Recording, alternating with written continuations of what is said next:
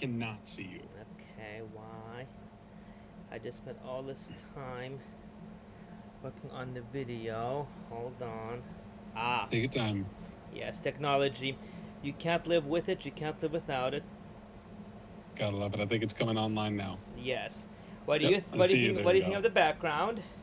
It's, I think you're getting your message across. I- There I- you go. yes, yes, definitely, definitely. Okay. All right. Well, hey, I really appreciate you making the time, and this should just take a few minutes, and I know that I'm getting. Just so you know, where I'm going to be, I've been kind of transcribing my interviews that I've done with Sam Sachs and Mike DiNapoli, and what's it called. So yeah, I'll be kind of fitting everybody into a 2-minute story. So I'm going to try not to keep you on the hook for too long here on this call. Keep me on the hook for as long as you want. You know what they say. There's no such thing as bad publicity. Even when it is bad, you're still getting publicity to get the message out where we're going to lower rents, make TriMet fare free, and make biking safer again. Okay, well, that's wonderful. I appreciate it. I'm going to go ahead and get started. Okay. Now, is this so going to have the interviews of video, or just going to be written a video? The intent will be video and audio. Oh, good. Perfect. Yeah. So and that's what I did with Sam and with Mike. So I'll be having every candidate on camera. Awesome. Recording in progress. So yeah, just got Go that. ahead Make and sure I don't get forget. this off of the screen. Okay, fantastic. All Well, right, good to start go? away. Okay. All right. So, Michael, I wanted just to obviously kind of the peg for the story, the point that we're starting at is that the Secretary of State's office is looking into city candidates swapping donations, and your campaign was one of 4 that was mentioned by the state office. At this moment, they did say very explicitly that that number could grow. And I know that the Willamette Week article has detailed 14 candidates that were all part of this listserv that basically solicited mutual donation swaps. So what do you make of the fact that, first off, now that the Secretary of State's office is kind of looking into this, how did you kind of get involved in this donation swapping activity? Well, I was part of the chain that Reverend Nat set up. I think he's running for District 2. And the reason I'm really enjoying this campaign is because we're working together across different districts to be able to help each other. And I didn't see anything wrong with what we were doing. We were helping each other to finally get over that 250 threshold. We weren't trying to game the system. We were just trying to help each other. And had I known it was illegal, obviously I wouldn't have done it. But I never felt pressured. I never felt coerced. It was, just candidates, who have similar visions for Portland, helping each other out. And I think I did 9 contributions because the Oregonian, actually, I would argue, did a much more thorough story than the Willamette Weekly, detailing everybody who was involved, including people that Willamette Weekly did not. At the time the Willamette Weekly ran a story, the Secretary of State had declined to jump in. And none of the experts that they quoted said this actually was election illegality. They said it appears to be, and that's why I took issue with. And she quoted me accurately, saying the way she was portraying the story was like we're trying to game the system. That is the farthest thing from the truth. We are honest candidates trying to make in this really contribute world, as they say. I completely understand. So I know that's what I've heard from other candidates so far. I know that just other, it's when you're looking from kind of an outside, when you're looking from a voter perspective and not among the candidates, it's like, if I were to take a more pessimistic view of it, it's I understand you say you're just trying to help support other candidates to reach that 250 contribution threshold. But reaching that threshold means taxpayer funds, city funding goes out to campaigns, and so it's campaigns helping each other acquire taxpayer money. So looking back at it now, do you view this kind of donation swapping differently than you did now? Or do you still see it as kind of genuine just support of one another? A genuine support of one another. All of the election officials have said that this is very murky water. This is the very first time this kind of election has ever happened. So obviously because of what happened, they'll be able to rewrite the rules and make it more explicit and concrete. But we were operating under very, gray waters. Is it legal? Is it illegal? Is it undue pressure? Is it coercion? It's just many interpretations. But I mean, had it been black and white saying that you cannot swap vote contributions, I would not have done that ever. But because there was nothing that explicitly stated what you were doing is against the law,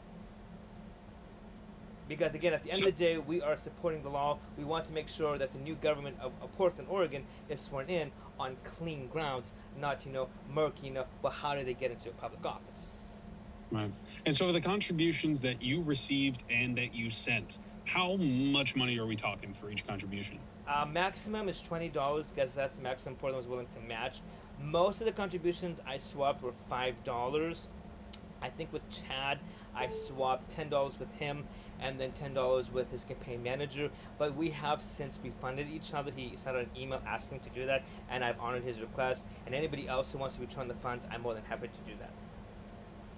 Okay, yeah, because that's kind of what I've kind of heard from other campaigns and other candidates is that there was no intention of gaming the system, but it kind of now that you've kind of had a lot more voices kind of speak up about this topic since it's become news in the past week or two, has your view on donation swapping changed?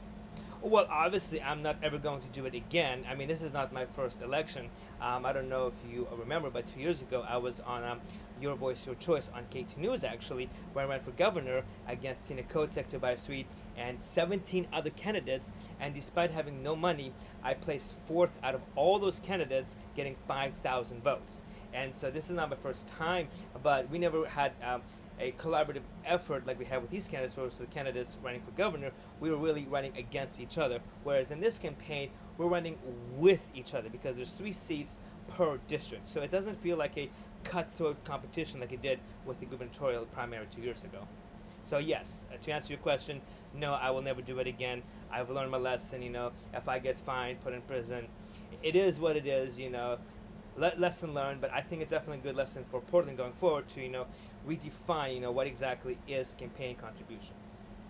Yeah, certainly it's new territory for everyone, right? Yes, I mean the fact is there is no political foundation in Portland to support 109 candidates seeking 12 offices. We've never had it in the history of Portland, so this is literally the wild, wild west. No pun intended. I appreciate the pun. And so yeah, you've made your kind of position clear that it's kind of clear that is it fair to say that like at this point it's because of the kind of the raised question about it? Is it fair to say that you regret the swaps? No, not at all. I do not regret helping other candidates. If it was illegal, I'll take the hit for it. But it was genuinely to help other people reach their goal. Unfortunately, I did not make my goal, but there were other candidates that did, Chad Likens included. And I'm happy to have helped him. Hopefully, he's not going to disqualify because of this, scandal, if you will. But it was really good working with candidates. We have different visions, different agendas. But at the end of the day, we all can work together. And that is what is missing in current Portland city politics. The 5 commissioners are each other's necks. We actually like each other. We want to work together. And if this is how well we work as candidates, imagine how well we will work as actual city commissioners. But hopefully this time not breaking the law. Well, hey, I know that to be fair to you, we don't know if anyone actually broke the law. That is still, the jury is still out on that. Well, that is the thing. Initially, the Secretary of State did not jump in. I think she's only jumping in because of all of the media heightened scrutiny. Because first Willamette Week ran the story, then the Oregonian, you're running the story, Coin is running the story. So it's like they were pressured to run it. But again, I did read the Oregon statute rule. It is worded very vaguely and ambiguously. It's very, very open to interpretation. Right. And I know just from what I heard today about today, the Secretary of State's office told me they have not made any determination at all in terms of was this illegal? Was it problematic in any way? And they said we have not made any determination whatsoever. That is still ongoing. And they expect, like I said earlier, they expect the number of candidates involved to potentially grow. And oh yes, yeah. I mean there were over 50 people in our email chain. So I've always actually wondered why Willamette Weekly only focused on us 4, because there were so many candidates involved, not to throw anybody under the bus. But I do wonder, first, who leaked the email chain to Willamette Weekly, and two, why did they leak the portions that they did? Because from what I've been talking to other reporters, Willamette Weekly did not actually get the entire chain blocked. They only got a cropped version. So again, I'm not making an excuse for what we did, but it still begs the question: who did it? Why did they do it? And why target us? So they really think me, an unarmed candidate, is that dangerous? Maybe they should, because I do have the most progressive agenda, as I'm the only candidate out of 109 calling to lower rents to 35% of renters' incomes, $50,000 annually, net, not gross. I am not beating around the bush. I'll be the only city councilor who you will never see sitting on his hands doing nothing, and you can take that to the bank. I really appreciate it, Michael. That's really all the questions I got here. And any other thoughts or anything you think I missed? No, I just thank you for giving me an opportunity to share my view. And this is what I really appreciate about this whole media event, with the exception of Willamette Weekly. You guys have actually been very open, very objective rather, and sharing all points of view, so the public gets to know. Because I do believe the public has the right to know what is going on in elections, whether it's wrong or good, but they have a right to know, and I really thank you for taking the time to interview me for this. My pleasure, man. I appreciate you taking the time. It's been recording stopped. It's been apologies for the phone tag that I put you through over the weekend. You know what they say. You know what they say. Good things come to those who wait. There you go. But I promise you, if I am elected, you definitely will not be having phone tag. You can save that phone number so you can have me on speed dial. Well, I appreciate you, sir. And I know that just one thing that I just kind of want to hash out, just kind of off record here for a moment, is that I know that when I talked to the small donation elections, the kind of program, they said that potentially all the swap donations, they said technically the current rules don't allow those donations to go towards the matching program. If contributions are made to a campaign in exchange for an item of value, like a reciprocated contribution, then they should not go towards the 250 benchmark or anything like that. But at the same time, I know that, like, Willamette Week is reporting that, like, the candidates themselves will indicate whether, like, hey, they go through all their contributions and they say, okay, this one was matchable, this one should go towards that or not. Do you know, do candidates do you know if other candidates label their contributions as matchable or not?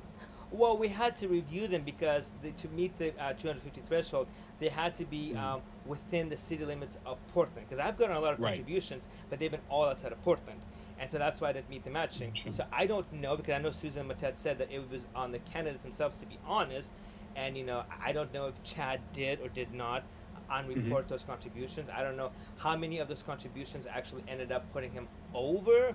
But again, per his request, I did refund his contribution, and then he refunded me his back. He actually sent me a check. I can show you if you want. Okay, well, no, I appreciate it. I'll take your word for it. And so yeah, between you and Chad, and how many other donations have you rescinded from the swaps? He is the only one I did offer to rescind, and he's the only one who took me up on it.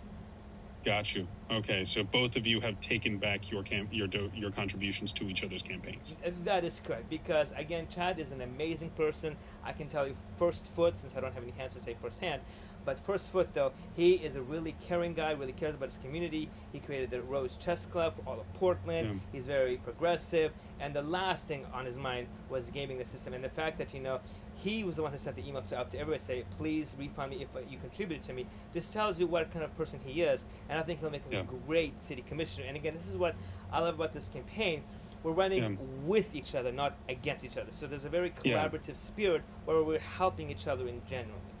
Yeah, I really like that take from it. I really do, because it's like, of all the problems you can have in politics, campaigns donating to one another is a kind of a good problem. It's unheard in the grand of. scheme of things.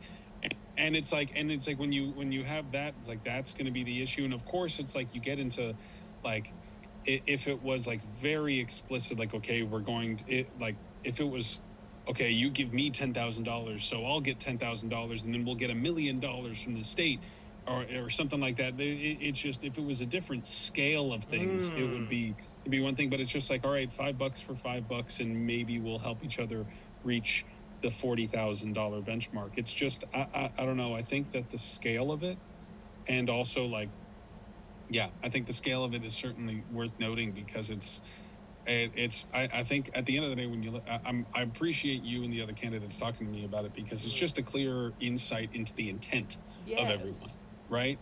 And so that's and so I think that's says a lot. And so I'll be doing my best to cram this into a 2-minute story. So I really appreciate your time and your insight on this. Thank you. Likewise. In the worst case scenario, some of us will probably get fined, but they'll probably rewrite the campaign rules to be more explicit, so something like this never does happen again.